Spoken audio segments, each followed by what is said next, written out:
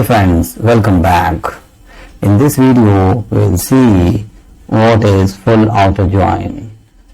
It returns all records when there is a match in either left or right table.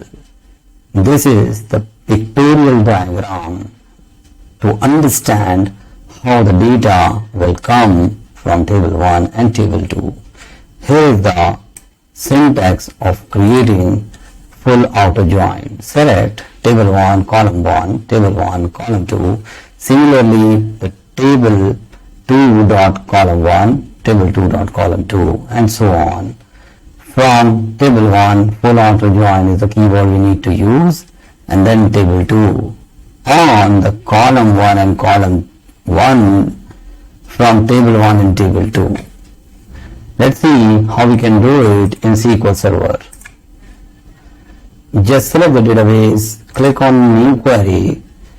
We will use the same table further as we did earlier.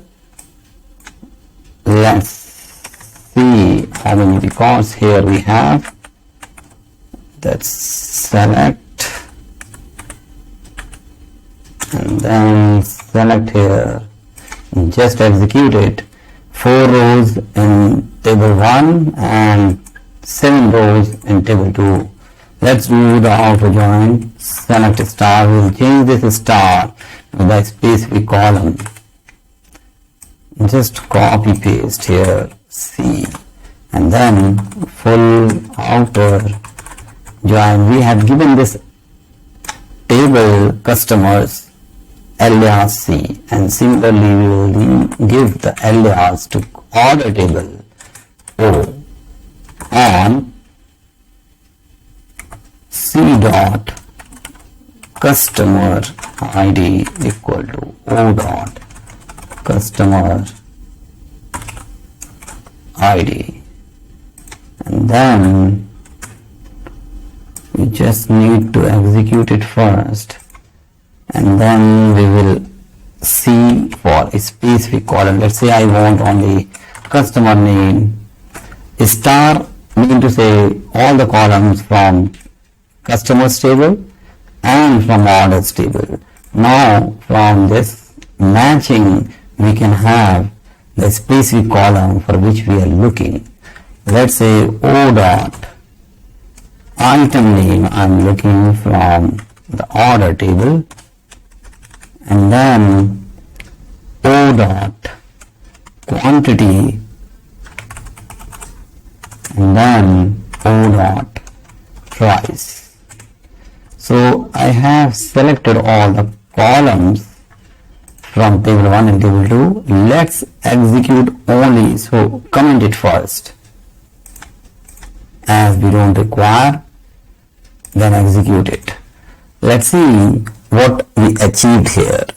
The matching records from table 1 and table 2, and the 7th row we can see that this Ego Chapel is a 4th customer. Let's just execute the query, uncomment it,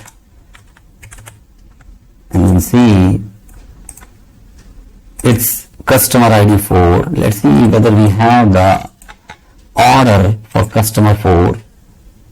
We don't have any order. We can see that customer 5 is also there, which is not present in the customer table. Hence, in the outer join, the matching elements will have all the records, but the items which are not matching will have null values. Here in the customer we don't have any order, then it is showing null values, and for these orders we don't have any customer, so the customer name is coming null.